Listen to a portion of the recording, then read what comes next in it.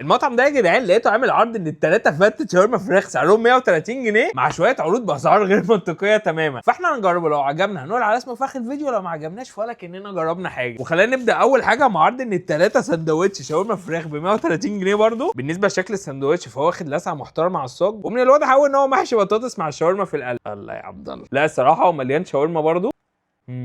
بالنسبه لحشو الساندوتش فهو لا محشي قوي. هو الساندوتش بالنسبه لي كان ناقصه شويه توميه زياده، او يبقى فيه توميه على جنب معاه، بس ده يعني ب 45 جنيه فاحنا مش طماعين. يلا على العرض اللي بعده. والعرض ده بقى برده سعره 130 جنيه، بس هو عباره عن 2 فته، واحده فته شاورما فراخ والثانيه فته كريسبي غرقانه جبنه. الله الله الله. اهدي يا جدعان تاخد 10 من 10. يعني تتبيله الرز اللي في القلب حلوه، مليان فراخ كريسبي، والعيش اللي في القلب متحمص كويس. بالصوص الجبنه اللي على الوش هو اللي خطير. فيلا بينا بقى على فتة شاورما الفراخ. هو يعني هي متقطع قطع شاورما بحالها كده.